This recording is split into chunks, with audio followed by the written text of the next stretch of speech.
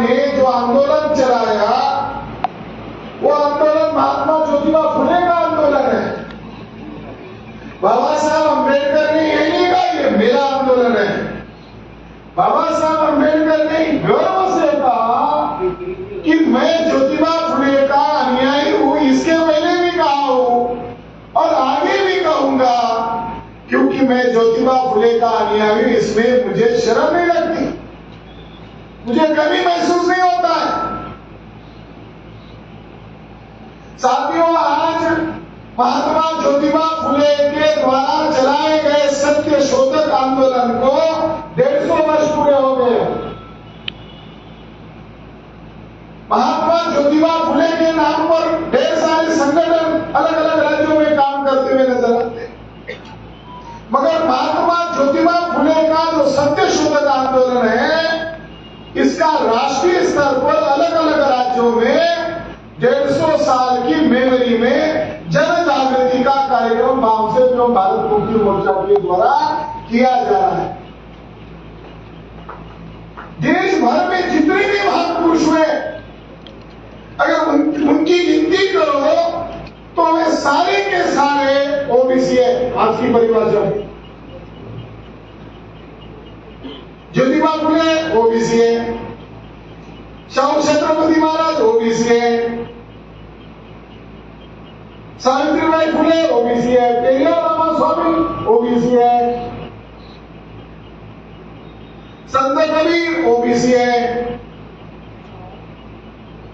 तो जितने भी महापुरुष हुए डॉक्टर बाबा साहब अम्बेडकर के पूर्व, वो सारे के सारे ओबीसी है। बाबा साहब अम्बेडकर ने 4 मई 1950 को मुंबई के अंदर लाखों लोगों को इकट्ठा किया और अपने अनुयायियों को कहा कि मेरे 3 गुरु हैं। पहले गुरु है शाक्यमुनि तथागत बुद्ध, आज की परिभाषा में ओबीसी। मेरे दूसरे गुरु है महात्मा ज्योतिबा फुले, आज की परिभाषा में ओबीसी। मेरे तीसरे गुरु है संत कबीर, आज की परिभाषा में ओबीसी। तो ओबीसी को जगाए बगैर इस देश का कल्याण होने वाला नहीं है। और ये खुशी की बात है कि ओबीसी लोग इस कमी को, अपने अंदर की कमी को स्वीकार करते हुए अगर कह रहे हैं कि मैं उस कम्युनिटी का हूं तो मैं उस कम्युनिटी में जाकर काम करूंगा, ये हमारा अपना घर का काम। हमने दूसरा विषय, इधर ही जयपुर में हमारा राष्ट्रीय अधिवेशन हुआ था 2009, बराबर, जयपुर में हुआ था। आज वहां पर विषय लगाया गया था ओबीसी की जाति जनगणना का। 2010 में जनगणना शुरू होने वाली थी। उस राष्ट्रीय अधिवेशन में मेशियान साहब ने वक्तव्य में एक स्टेटमेंट दिया और उसको बाद में राष्ट्रीय इशू हमने बनाकर प्रचार में लाया और अनपढ़ से अनपढ़ ओबीसी को भी समझ में आया भाव से क्या कहना था। उन्होंने कहा इधर जयपुर की धरती पर किस देश में गधों की गिनती होती है, नदी नालियों की गिनती होती है, जानवरों की गिनती होती है, यहां तक कि हिजड़ों की गिनती होती है, मगर पिछड़ों की गिनती क्यों नहीं होती? जागृति का मतलब यह है कि जागृत जिसको आप करना चाहते हो उसके दिमाग पर चोट पहुंचानी हो, उसको बुरा लगना चाहिए। तो देश भर में 2010 को गांव देहातों में जो लोग जब गए, ओबीसी के लोग घर पर तख्तियां लगाने लगे, अगर ओबीसी की गिनती नहीं करती हो तो हमारे घर में आपको कोई जानकारी नहीं मिलेगी। या हम जो बोल रहे थे, और कई राज्यों में कई लोगों पर मुकदमे हुए कि आप असहयोग कर रहे हो, सरकारी कार्य में आप अड़ंगा लगा रहे हो, काम करा रहे हो। साथियों, ओबीसी के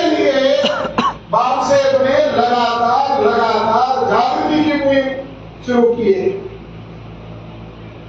और पिछले 2 साल में ओबीसी की कास्ट सेंसस के लिए 2 बार भारत बंद किया है। तो ओबीसी को जगाते समय तीसरा सिद्धांत ये सामने आया कि अगर भविष्य में क्रांति अगर होगी तो ओबीसी के साथ सहयोग के कारण होगी। ओबीसी का पॉपुलेशन ज्यादा है, ओबीसी की हिस्सेदारी ज्यादा है, मगर ओबीसी के लोगों ने विदेशी ब्राह्मणों को, आरएसएस और बीजेपी के लोगों को उनके मकसद को पूरा करने के लिए साथ सहयोग दिया। तो भविष्य में अगर प्रतिक्रांति होगी तो वो भी ओबीसी के कारण होगी। तो ओबीसी को जगाना ही होगा, ओबीसी का साथ सहयोग लेना ही होगा। और आज मुझे कहते हुए फख्र हो रहा है, चौधरी विकास पटेल जैसा युवा ओबीसी का राष्ट्रीय अध्यक्ष है। 2 माह पहले हैदराबाद में ओबीसी का सेंसस पर तेलंगाना में साउथ इंडिया की बड़ी कॉन्फ्रेंस हुई और सुप्रीम कोर्ट के रिटायर्ड ओबीसी के जज उसके वक्ता थे और उन्होंने ये कहा कि हम सोशल मीडिया पर देखते हैं, बामसेन की एक्टिविटी को देखते हैं, तो सबसे ज्यादा ओबीसी के लिए आप लोगों ने मेहनत किया है। हमारे ओबीसी लोगों में बहुत बड़े बड़े विद्वान है, मगर ओबीसी के बड़े बड़े विद्वान ने आज तक कास्ट सेंसस के लिए देश का राज्य भी बंद नहीं किया। ओबीसी ने मान्य किया। साउथ इंडिया के सबसे बड़ा नेता चौधरी विकास पटेल है, जो कास्ट सेंसस के लिए भारत बंद कर रहा है। जो लॉजिकल बात थी और वो बात लोगों को प्रैक्टिकली लोगों को दिखाई दे रही है। साथियों, ओबीसी हिंदू नहीं है। ब्राह्मणवादी लोग, अल्पसंख्यक लोग बहुसंख्य नहीं बन सकते, जिनकी आबादी केवल मात्र 3.5% है। ब्राह्मणों की 2 बड़ी कमजोरियां हैं। नंबर 1, वो संख्या में 3.5% है, यानी सबसे अल्पसंख्यक जमात है। दूसरी कमजोरी है कि डीएनए के आधार पर वो विदेशी है। तो अल्पसंख्यक ब्राह्मण अपनी विदेशी पहचान छुपाना चाहते हैं और बहुसंख्यक लोगों पर राज करना चाहते हैं। इसके दावपेच के तहत हिंदू शब्द का उन्होंने प्रयोग शुरू किया। ब्राह्मणों का जो पहला संगठन बना और प्रतिक्रिया में बना, महात्मा ज्योतिबा फुले ने जो सत्य शोधक समाज की स्थापना की, उसकी तारीख है 24 सितंबर सन 1873 में, और उसमें मेंबर होने वाले सदस्य को शपथ लेनी पड़ती थी कि मैं ब्राह्मण के हाथ से कोई भी धार्मिक विधि नहीं करूंगा। ये शब्द जो मान्य करता था, उसी को सत्य शोधक समाज का मेंबरशिप मिलता था। ज्योतिबा फुले अनपढ़ लोगों को समझा रहे थे, अनपढ़ लोगों को तुरंत समझ में आ रहा था, आज पढ़े लिखे को समझ में नहीं आ रहा है, क्या गड़बड़ हो गया है। तो ब्राह्मण को लगा अगर ये आप पूना मुंबई से निकलकर राजस्थान जाए, गुजरात जाए, देशव्यापी हो जाए, तो सौराष्ट्र का ब्राह्मण स्वामी दयानंद सरस्वती ने महात्मा ज्योतिबा फुले के आंदोलन को काउंटर करने के लिए बनारस जाकर संगठन नहीं बनाया, तो किधर संगठन बनाया है? गुजरात का, सौराष्ट्र का, मगर संगठन बनाया मुंबई में जाकर, और संगठन का नाम हिंदू समाज नहीं रखा, संगठन का नाम रखा आर्य समाज। सौराष्ट्र के ब्राह्मण ने आने वाली ब्राह्मण पीढ़ियों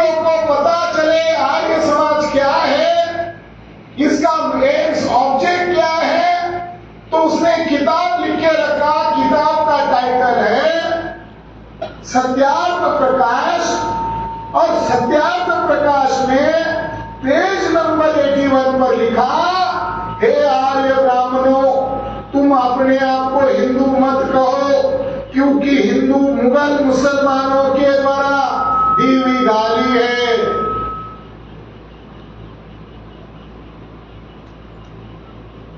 हम कह रहे सब सब्जेक्ट चर्चा कर रहे हैं कि हिंदुओं की सरकार है। अगर बीजेपी की सरकार तथाकथित हिंदुओं की सरकार है, तो हिंदू ओबीसी की गिनती क्यों नहीं कर रहे हमारे ओबीसी को जगा रहे कि धोखे में मत रहो कि हिंदुओं की सरकार है, इसलिए हिंदुओं का फायदा होने वाला, धोखे में मत रहो। 1874 के बाद उसने जो ग्रंथ लिखा, उस ग्रंथ में उसने स्पष्ट लिखा, हे ब्राह्मणों, तुम अपने आप को हिंदू मत कहो, हिंदू गाली है। होशियार ब्राह्मण था, ईमानदार ब्राह्मण था, गुपचुप तरीके से नहीं कहा, गोपनीय तरीके से नहीं कहा, लिखित में कहा। आज वो लिखित में अवेलेबल है, मगर उसकी नई एडिशन से वही पन्ना गायब है। अरे स्वामी दयानंद सरस्वती ईमानदार ब्राह्मण थे, मगर स्वामी दयानंद सरस्वती के वर्तमान चेले अपने गुरु के साथ बेईमान है। पेज नंबर 81 पर उसने कहा, हिंदू पर्शियन शब्द है जिसका अर्थ काला, चोर, डाकू, गुलाम, नीच, कपटी, छली होता है, इसलिए ब्राह्मणों अपने आप को हिंदू मत कहो। साथियों, महात्मा ज्योतिबा फुले के आंदोलन को काउंटर करने के लिए आर्य समाज की स्थापना हुई। हिंदू शब्द का प्रचलन 1918 के बाद प्लानिंग करके लाया गया, और भारत का पहला फसाद महात्मा ज्योतिबा फुले जब तक जिंदा थे, भारत में फसाद नहीं हुआ। यानी सत्यशोधक मूवमेंट का इतना दीर्घ प्रभाव बहुजन समाज के ऊपर था कि फसाद नहीं हुआ। उनकी मृत्यु होते ही मुंबई में और पुणे में मस्जिदों के सामने गणपति उत्सव के नाम पर तिलक ने मुंबई में और पुणे में मस्जिदों के सामने वाद्य बजाकर उकसाया गया। इन्होंने ही पत्थरबाजी की, और पहला फसाद महात्मा ज्योतिबा फुले के मृत्यु के पश्चात हुआ। यानी पहला टेररिस्ट बाल गंगाधर तिलक है। ये मैं नहीं कर रहा हूं। 1907 में तिलक ने कौन कौन से कारनामे किए, कौन कौन से अधिकारियों को बम से उड़ाया, गोलियों से उड़ाया। और खास बात हुई कि शाहू महाराज जो सत्यशोधक आंदोलन के कर्ता धर्ता थे महात्मा ज्योतिबा फुले के बाद, उनकी बेटी की जब शादी थी तो महात्मा शाहू छत्रपति महाराज के बग्घी पर बम फोड़कर मारने की योजना भी तिलक के द्वारा की गई थी। इसलिए शाहू महाराज ने डिमांड किया कि इस आदमी की इंक्वायरी की जाए, और 1907 के बाद एक कमीशन गठित हुआ।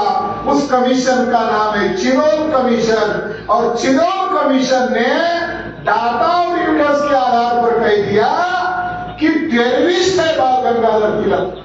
इसके तहत उनको मंडाले में जेल की सजा हुई।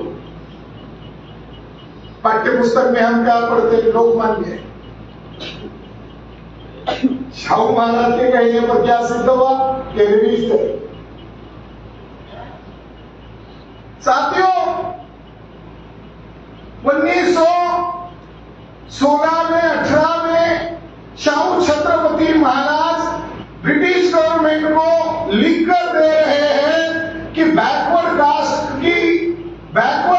एवं मराठा लोगों को सेपरेट इलेक्ट्रेट दिया जाए। सेपरेट इलेक्ट्रेट यानी कम्युनल अवार्ड का मतलब है, शाहू छत्रपति महाराज ब्रिटिश गवर्नमेंट को कह रहे हैं, हम मराठा तथा तमाम ब्राह्मणेतर वर्ग हिंदू नहीं है। शाहू छत्रपति महाराज कम्युनल अवार्ड की डिमांड कर रहे थे। कम्युनल अवार्ड उन्हीं को लागू था जो हिंदू नहीं थे। मुसलमानों को सेपरेट इलेक्ट्रेट लागू था क्योंकि वो हिंदू नहीं थे। सिखों को सेपरेट इलेक्ट्रेट लागू था क्योंकि वो हिंदू नहीं थे। एंग्लो इंडियन लोगों को भी सेपरेट इलेक्ट्रेट लागू था। शाहू महाराज डिमांड कर रहे हैं हम भी हिंदू नहीं हैं और ब्राह्मण हमारा नेता नहीं बनना चाहिए। साथियों 1918 में साउथ बिलो कमीशन को शाहू महाराज के कहने पर भास्करराव जाधव ने मेमोरेंडम दिया, बाबा साहब अम्बेडकर ने मेमोरेंडम दिया और ये लड़ाई ब्राह्मणों को पता चल गया। इस लड़ाई के पीछे शाहू महाराज है। तो बाल गंगाधर तिलक ने कोल्हापुर जो रियासत है उसकी बाउंड्री पर जाकर कहा तेली, तंबोली और कुनभटों को क्या संसद में जाकर हल चलाना है। यानी बैकवर्ड कास्ट के लोग अपने आप को हिंदू नहीं मान रहे थे और ब्राह्मणों को नेता मानने के लिए तैयार नहीं थे। तब ब्राह्मण का सबसे बड़ा नेता तिलक कुर्मियों को गाली दे रहा था कि संसद में कुर्मियों का क्या काम है। साथियों जो ओबीसी पहचान है, जो शेड्यूल कास्ट पहचान है, जो शेड्यूल ट्राइब पहचान है, ये तथाकथित कांग्रेस के आंदोलनकर्ताओं ने हमको नहीं दिया, बल्कि फुले शाह अम्बेडकर ने जो आंदोलन चलाया उसके कारण हमें पहचान मिली। सेकंड इंडिया एक्ट के तहत पहली पहचान मिली शेड्यूल कास्ट, शेड्यूल ट्राइब। बाबा साहब अम्बेडकर को मजबूर कर किया, पुनः बैंक पर हस्ताक्षर करवाया। बाबा साहब अम्बेडकर की योजना थी पहले हम आजाद हो जाएंगे और ओबीसी को हाथ पकड़कर ब्राह्मणवाद से आजाद कराएंगे। हम ही कमजोर हैं तो ओबीसी को कैसे बाहर करें। मगर बाबा साहब अम्बेडकर की योजना को गांधी जी ने, हिंदू महासभा के लोगों ने भापा और उस आंदोलन को काउंटर किया। बाबा साहब अम्बेडकर ही है जिसके कारण ओबीसी शब्द ओबीसी को मिला। संविधान सभा में ओबीसी शब्द के लिए ब्राह्मण लोग तैयार नहीं थे। यहां तक कि ओबीसी नेताओं को, 5 बड़े नेताओं को भोजन के लिए घर पर बुलाया और कहा ओबीसी मैं कहता हूं तो ब्राह्मण चिल्लाते हैं, अरे आप लोग तो कहो ताकि मैं देने के लिए बैठा हूं। जिन लोगों को उन्होंने कहा वही लोग नेहरू के साथ साठगांठ किया, समझौता किया और बाद में उनको कृषि मंत्री बनाया। पंजाब राव देशमुख इसको कृषि मंत्री बनाया ताकि बाबा साहब अम्बेडकर के साथ ओबीसी की लड़ाई न लड़े। उन्होंने कह रहे थे ओबीसी नहीं है, ओबीसी ही नहीं है। तो बाबा साहब अम्बेडकर इतने चालाक, इतने होशियार थे, वो ब्राह्मण के दिमाग में जान रहे थे, वो बैरिस्टर थे। उन्होंने जो क्वेश्चन था वही क्वेश्चन पार्लियामेंट संविधान सभा में कॉन्स्टिट्यूशन में डाला, कौन है ओबीसी, ये तय करने का अधिकार विद्यमान संविधान सभा को नहीं होगा। जब संविधान लागू होगा तो लागू होने के बाद 1 साल के भीतर राष्ट्रपति के द्वारा अधिसूचना निकाली जाएगी और उसके तहत कमीशन का गठन होगा और वो तय करेगा कौन है ओबीसी। साथियों बाबा साहब अम्बेडकर ओबीसी शब्द के जन्मदाता है। शेड्यूल कास्ट के लोग, शेड्यूल ट्राइब के लोग, इनकी भी एक कमजोरी है। ओबीसी क्यों नहीं जुड़ता है? ओबीसी इसलिए नहीं जुड़ता है कि शेड्यूल कास्ट के लोग अपने आप को दलित कहते हैं। दलित शब्द भारत के संविधान में नहीं है। ये राजस्थान, गुजरात, उत्तर भारत या दलित शब्द का बहुत प्रचलन है। दलित शब्द संविधान में नहीं है। और ब्राह्मणवादी लोग, सोशलिस्ट ब्राह्मण लोग इस शब्द का ज्यादा प्रचार किया बाबा साहब अम्बेडकर के मृत्यु होने के बाद। दलितों के बाबा, दलितों के बाबा, तो बाकी ओबीसी को लगा फिर हमारे कहा नहीं बाबा, तो दलितों के, महिलाओं को भी लगा हमारे कहा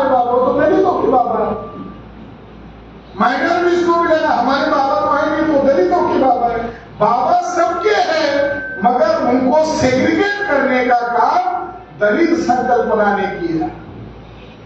ओबीसी को अगर पहचान आएगी कि ओबीसी पहचान महान डॉक्टर बाबा साहब अम्बेडकर ने दी, जब ओबीसी को जागृति होगी कि बाबा साहब अम्बेडकर ने लॉ मिनिस्ट्री का इस्तीफा ओबीसी लोगों के लिए दिया, तो बाबा साहब अम्बेडकर का इस्तीफा देने वाला दिन ओबीसी चौक में आकर भाषण करेगा, सभा करेगा और ओबीसी को कहेगा मेरा बाबा साहब अम्बेडकर है, जिन्होंने हमारे लिए इस्तीफा दिया, हमारे लिए कॉन्स्टिट्यूशन असेंबली में लड़ाई लड़ा, हमारे लिए सैक्रिफाइस किया।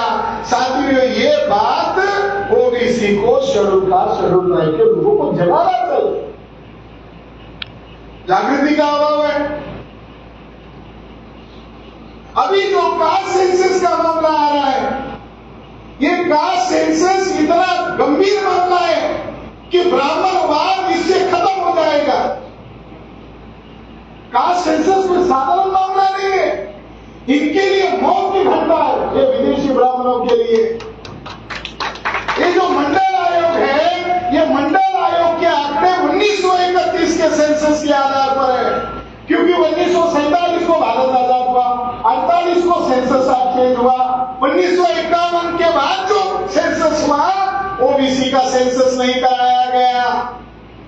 2011 में हम लोगों ने प्रेशर किया, तब कांग्रेस की यूपीए गवर्नमेंट ने पहली बार सेंसस किया, उसमें भी षड्यंत्र किया, उसमें बायोमेट्रिक सिस्टम लगाया, और बायोमेट्रिक सिस्टम का मतलब है आर्थिक आधार पर लगभग 2000 जातियों को माइनस किया, ताकि ओबीसी की वास्तविक जातियों की संख्या पता ही न चले।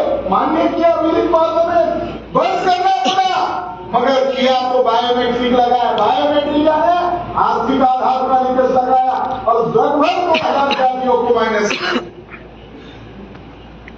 साथियों, नरेंद्र मोदी 2014 में प्रधानमंत्री बने, हम लोग जागृति का अभियान जारी किए हुए थे। साउथ इंडिया के कुछ लोगों ने हाईकोर्ट में केस दायर किया और उसमें डिमांड किया कि नरेंद्र मोदी कहते चाय बेचकर आगे आए, पिछड़े वर्ग के पीएम बने, तो नरेंद्र मोदी पिछड़े वर्ग के हैं, तो पिछड़ों की गिनती क्यों नहीं करना चाहते। कोर्ट में हलफनामा दिया। नरेंद्र मोदी सरकार ने, यानी बीजेपी गवर्नमेंट ने, आरएसएस के ब्राह्मणों ने कोर्ट में हलफनामा लिख के दिया, अभी नहीं करेंगे जनगणना और भविष्य में कभी नहीं करेंगे। ये इनका चरित्र। पार्लियामेंट में आज उनको हमारी प्रेशर की कारण आवाज उठानी पड़ रही है, मगर वो जवाब कैसे दें एक दूसरे को। आपने इसके पहले क्या किया? नरेंद्र मोदी जिस जाति समूह से आते हैं, हम जातिवाद नहीं करते, हम तो सभी लोग मूल निवासी मानते हैं। नरेंद्र मोदी जिस जाति समूह से आते हैं वो तेली कम्युनिटी के हैं, और बिहार के तेली लोग उनको दिल्ली मिलने गए और उन्होंने कहा बिहार में हम वार्षिक सम्मेलन, तेली जाति का वार्षिक सम्मेलन आयोजित कर रहे हैं, हमें गर्व है कि आप तेली जाति से प्रधानमंत्री बने, आप आइए हमें उन्मोदन करने के लिए। तो नरेंद्र मोदी सीट पर खड़े हुए और उनको गालियां देकर भगा दिया गया। फिर उन्होंने प्रेस कॉन्फ्रेंस आयोजित किया और उन्होंने कहा ये पिछड़ों का प्रधानमंत्री नहीं है, ये तो ब्राह्मणों का, हमारा नहीं है। मगर किसी अखबार में खबर नहीं चल, उनको ऐसा सोच। साथियों, इस देश में ब्राह्मणवाद को मजबूत करने के लिए नरेंद्र मोदी को प्रधानमंत्री बनाया। वो गुजरात की ऐसी जाति समूह से है जिनकी आबादी 0.5% भी नहीं है। अरे कितने जरा के ब्राह्मण कुर्मियों का प्रधानमंत्री बनाते तो आबादी ज्यादा होती, कुशवाहा का अगर बनाते तो आबादी ज्यादा होती, जाटों का अगर बनाते तो उनकी आबादी बहुसंख्यक होती। उन्होंने ऐसी जाति के आदमी को चुना गुजरात के। अगर भविष्य में नरेंद्र मोदी विद्रोह भी कर दे तो 0.5% कम्युनिटी क्या कर लेगी? ब्राह्मण लोग नरेंद्र मोदी का चेहरा दिखा कर इलेक्शन लड़ना चाहते हैं। सत्यानाश किया नरेंद्र मोदी के हाथ से। मनुस्मृति में लिखा हुआ है कि सवेरे उठने के बाद तेली का मुंह तक देखना नहीं सुबह टीवी ऑन करो, शाम को टीवी ऑन करो, नरेंद्र मोदी का चेहरा ब्राह्मण आज क्यों दिखा रहे हैं? तुम्हारी मनुस्मृति में लिखा हुआ है कि तेरी का मुंह नहीं देखना चाहिए, क्यों दिखा रहे हो?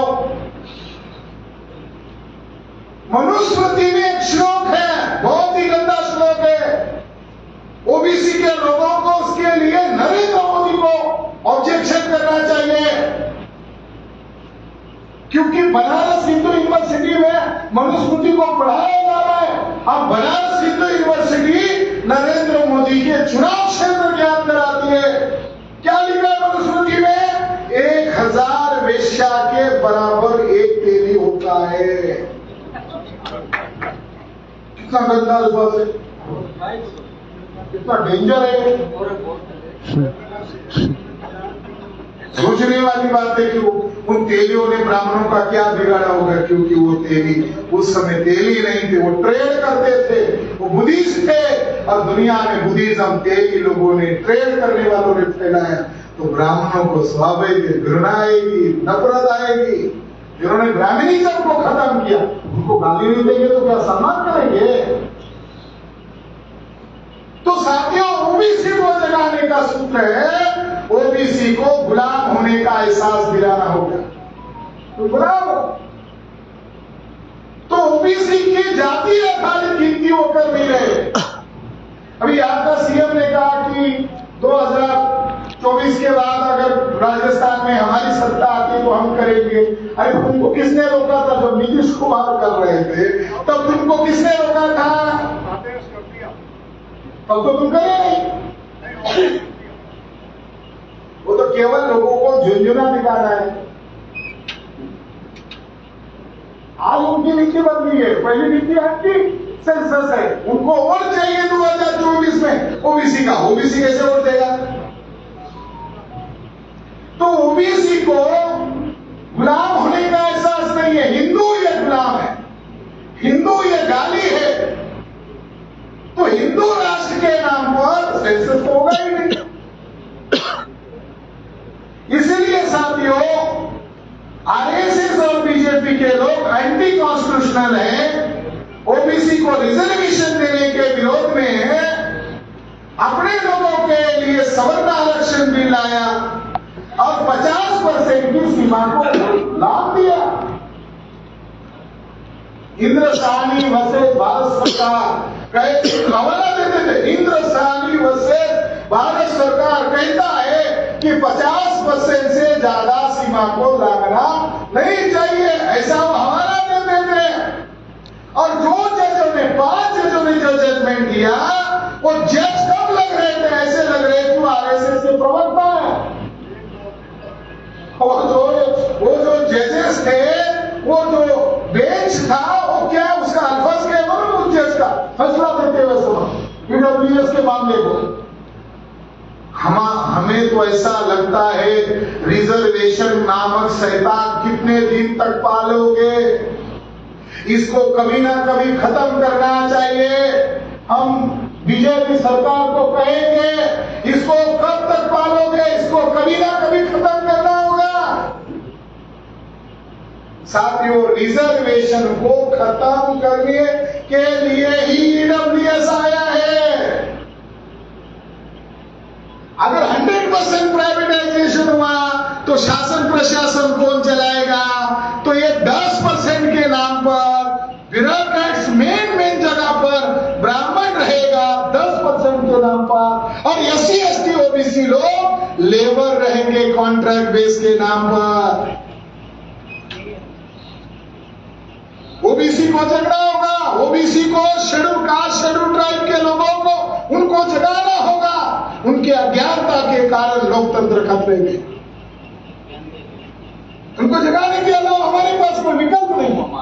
शाहू महाराज को पता चला मेरी हत्या होगी, शाहू महाराज ने अपने संस्थान में अछूत लोगों की सभा का आयोजन किया मानगांव में 1920 में, और सभा पर खड़े होकर कहा, ये जो भीमराव अंबेडकर आपको दिखाई दे रहे, ये आपके अछूतों के नेता, इसलिए आप गर्वान्वित हो रहे, खुश हो रहे, मगर मुझे दूर तक दिखाई दे रहा है ये केवल अछूतों के नेता नहीं, हमारे तमाम पिछड़ों के नेता डॉक्टर अंबेडकर ये मैं अपनी छाती पर हाथ रखकर आपको बताना चाहता हूं।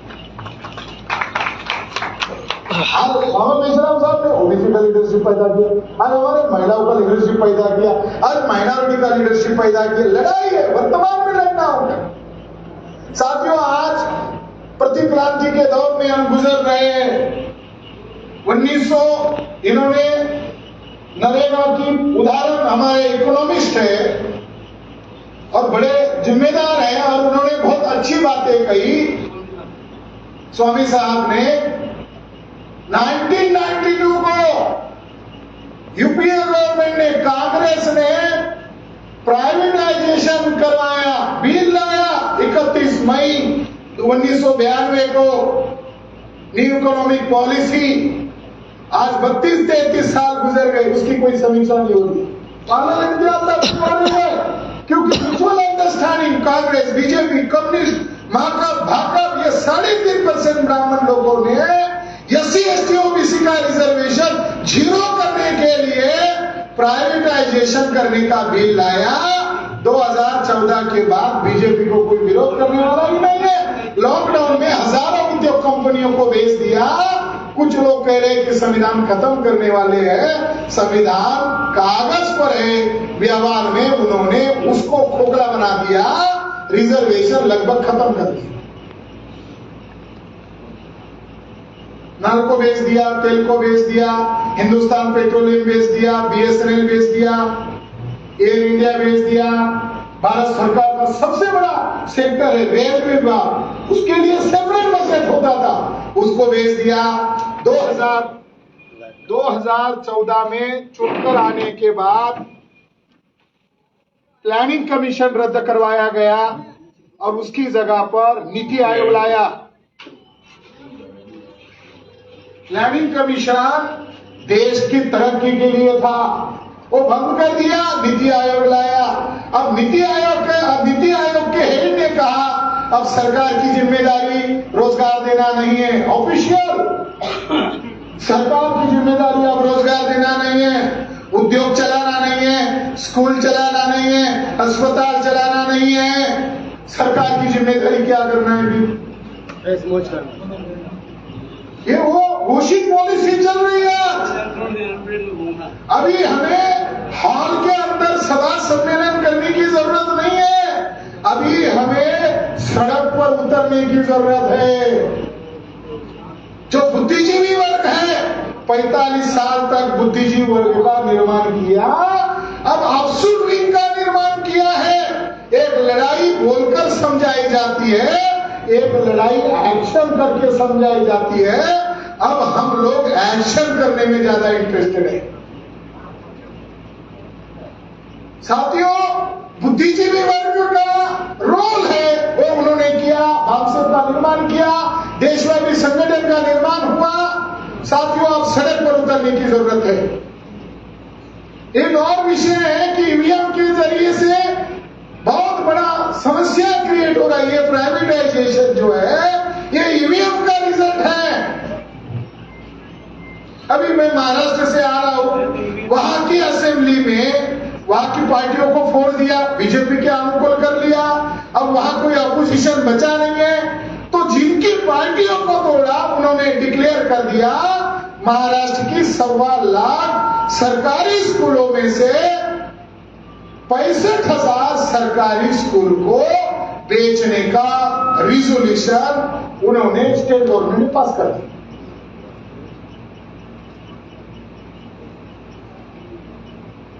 पूंजीपतियों को ये सारी समस्या की जड़ ईवीएम है। सारे लोगों को लग रहा है 2024 में बीजेपी नहीं आना चाहिए, सभी लोगों को लग रहा है, मगर ईवीएम के खिलाफ कोई बोलना नहीं चाहता। तो ईवीएम का बंदोबस्त करने के लिए माननीय वामन मेश्राम साहब ने 2 बार ईवीएम भंडाफोड़ परिवर्तन यात्रा निकाली और आने वाली 26 तारीख को ईवीएम के मामले को लेकर मुख्य चुनाव आयोग के मुख्यालय पर 5 लाख लोगों की मोर्चा लेकर जाने की हम तैयारी कर रहे हैं। प्रबोधन तो कर ही रहे हैं, प्रबोधन का कार्य निरंतर जारी रहेगा, मगर अब एक्शन करना होगा। 2024 में उनको रोकना है तो 2024 को रोकने के लिए जो भी करना पड़ेगा वो करना होगा। इसलिए 2024 के लिए अभी नवंबर महीने में 5 लाख लोगों का मोर्चा हम लोग निकालने वाले हैं।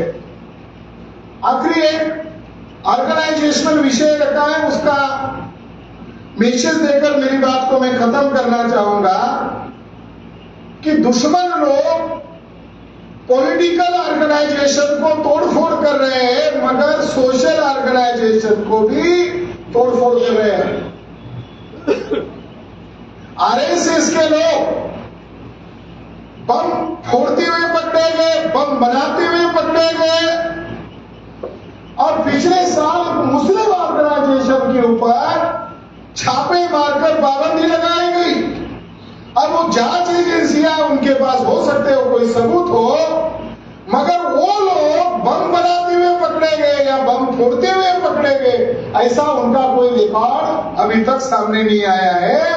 मगर मुस्लिम लोग आइसोलेशन में केवल मुसलमान का ऑर्गेनाइजेशन चला रहे हैं, तो मुसलमान को कैसे दबा रहे हैं? उदाहरण, आदिवासी लोग लड़ रहे, व्यवस्था के जुल्म के कारण लड़ रहे, उनकी जितनी क्षमता है उसका विरोध कर रहे हैं, तो आदिवासियों को मारने का तरीका नक्सलाइट है, मुसलमान को मारने का तरीका आतंकवादी है।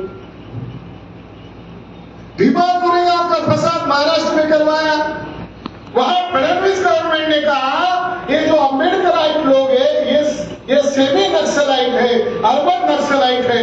यानी अब बीजेपी गवर्नमेंट के लोग जो सरकार की नीतियों के खिलाफ, सरकार की नालायकों को एक्सपोज करने का काम जो पढ़े लिखे एससी एसटी के लोग करेंगे, तो उनको एससी के लोगों को उन्होंने नाम दिया ये सेमी नक्सलाइट है, ये अर्बन नक्सलाइट है। मुसलमान आतंकवादी, आदिवासी नक्सलाइट, अब schedule caste urban naxalite, OBC किसान लड़ाई लड़े जातिवादी, अलगाववादी, और ब्राह्मण आरएसएस बीजेपी को देशभक्ति का सर्टिफिकेट बांटने वाली फैक्ट्री। आरएसएस बीजेपी क्या है? देशभक्ति का सर्टिफिकेट बांटने वाली फैक्ट्री। तो इसीलिए साथियों आरएसएस के लोगों ने अलग अलग राज्यों में जैसा पॉलिटिकल संगठन का तोड़फोड़ किया, ईडी सीबीआई का डर दिखाकर, उसी तरह उन्होंने बामसेफ का भी तोड़फोड़ करने का प्रयास पिछले साल अप्रैल माह में किया। हम लोगों ने, माननीय राष्ट्रीय अध्यक्ष जी ने, ऑल इंडिया में केडर बेस्ड ऑर्गेनाइजेशन है, संगठन का जाल केडर बेस्ड होने के कारण उसको बचाने में हम कामयाब हो गए। 2016 में मोहन भागवत की किताब आई थी, उसको सवाल पूछे गए, फील्ड में जो रिएक्शन आ रही हूं कार्यकर्ताओं को अपडेट करने के लिए एक इंटरव्यू का 2 वॉल्यूम में किताब प्रकाशित हुआ। उस किताब का नाम है हिंदुत्व भाग 1, हिंदुत्व भाग 2।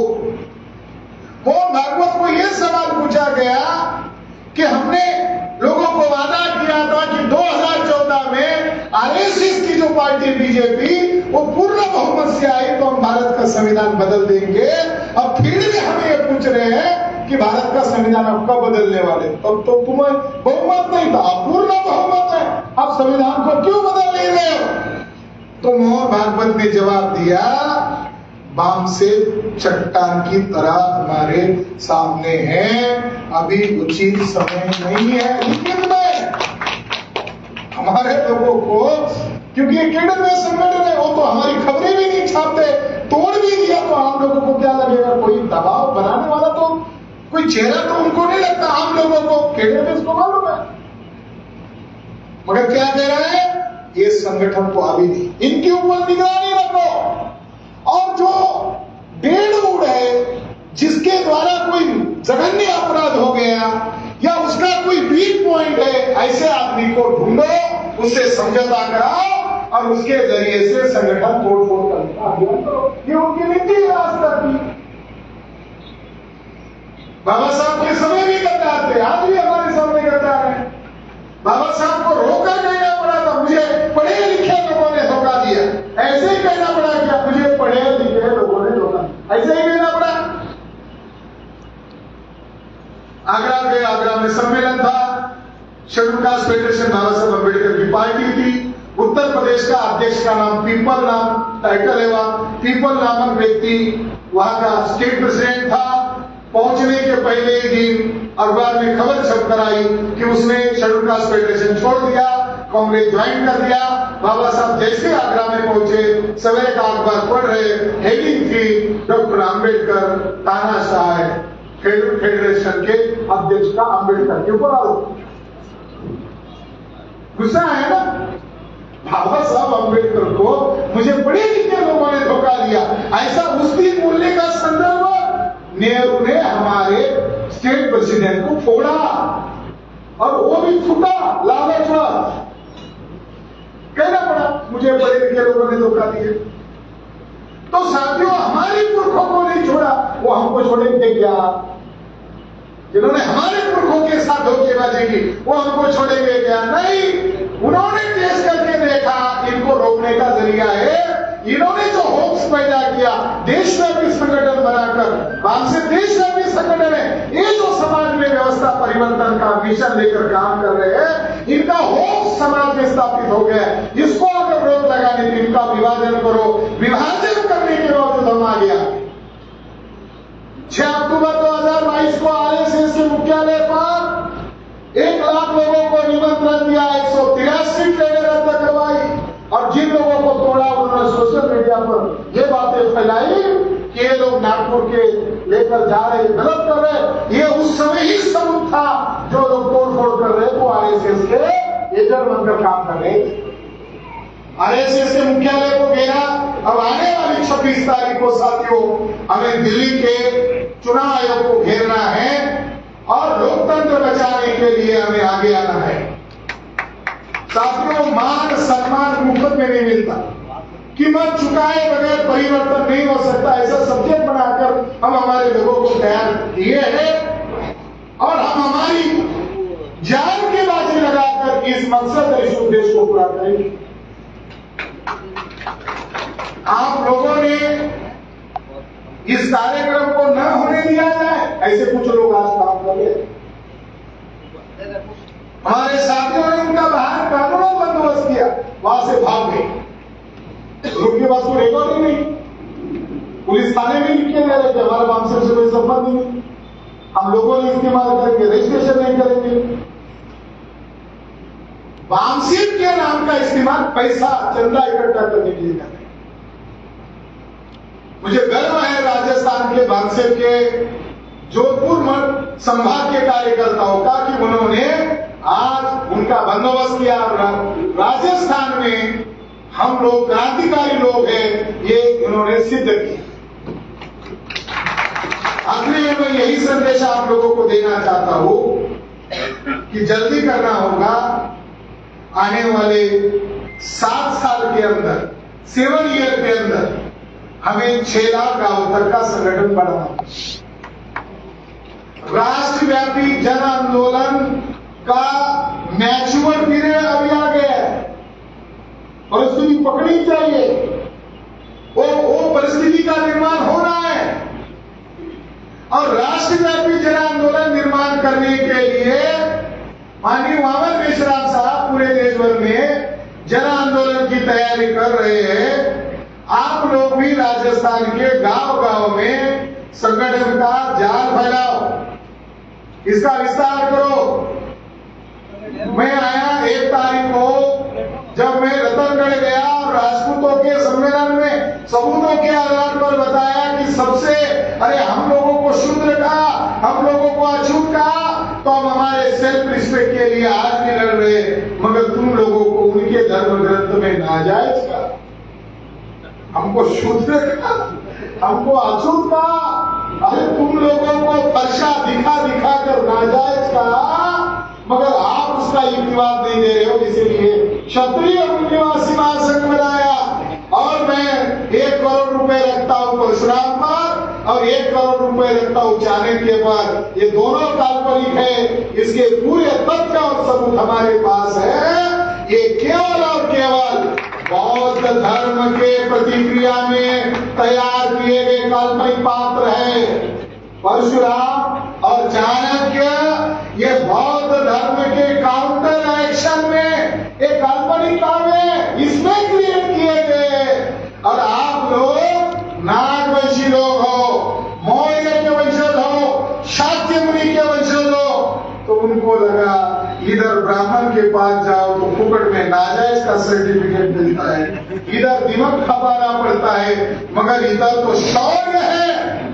चित्तौड़गढ़ आपका राजस्थान, चित्तौड़गढ़ पर, चित्तौड़ किले पर मौर्य का अवशेष है, 7 स्तूपा है। कभी 2 ट्रेन निकालो, जाओ देखो। ये लोग सीए शब्द लगाते हैं, सिंह के लोग सीए लगाते हैं, क्षत्रिय लोग सीए लगाते हैं। एक बहुत बड़े इतिहासकार हुए इधर राजस्थान में, ओझा नामक एक इतिहासकार हुए बड़े। उन्होंने पूरे जितने संस्थानिक है उनका इतिहास लिखा, मेवाड़ का इतिहास लिखा, जोधपुर का लिखा, उदयपुर, उन्होंने इतिहास लिखा। उन्होंने उदयपुर के इतिहास में लिख के रखा है, ये जो सिंह शब्द है ये रामायण और महाभारत के किसी भी पात्र के पीछे आपको नजर नहीं आता। इसका अभिलेख भी मिलता है और इसका अमर कोश में संदर्भ मिलता है।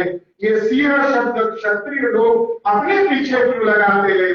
क्योंकि शाक्य मुनि पुत्र का नाम शाक्य सिंह था। ऐसा आर्कोलॉजिकल और साहित्यिक प्रमाण है। उनका एग्री करना पड़ेगा। तो अभी राजस्थान के ब्राह्मण 1 तारीख के बाद उनकी नींद हराम हो चुकी है। अब रात दिन चिल्ला रहे कि ये परशुराम और क्षत्रियों को काल्पनिक कर रहे हैं, इनके खिलाफ एफआईआर करना होगा, फिर ब्राह्मणों इकट्ठा हो जाओ। तो क्षत्रिय लोग कह रहे थे आप क्या करें? तो मैंने कहा जल्द से जल्द उनको इकट्ठा होने दो। जितने जल्दी ब्राह्मण आइसोलेट हो जाएंगे उतने जल्दी हम मूल निवासी लोग गैरहाजिर तो नहीं है, क्षत्रिय गैरहाजिर तो नहीं है, ओबीसी गैरहाजिर तो नहीं है। तो साथियों राजस्थान में भी परिवर्तन का असर दिखाई दे रहा है। और आने वाले समय में जैसे हमने समाज स्तरीय से भारत मुक्ति मोर्चा के कार्यक्रम लगाए, जैसे इन्होंने हमारे वरिष्ठ भाई ने कहा कि मैं सुतार कम्युनिटी का हूं, तो मेरी जिम्मेदारी है कि मैं सुतार कम्युनिटी में काम करूंगा। हम आपकी जिम्मेदारी नहीं, ये हमारी भारत मुक्ति मोर्चा की जिम्मेदारी मानते हैं। आने वाले समय में सोशल नेटवर्किंग के अंतर्गत बैकवर्ड कास्ट के सभी जातियों के हम लेने के लिए तैयार है। आप लोग साथ दीजिए। यही आशा और विश्वास के साथ मैं मेरी वाणी को विराम देता हूं। आपने मेरी बात ध्यान से सुना, इसके लिए आभार, धन्यवाद। जय मिथिला।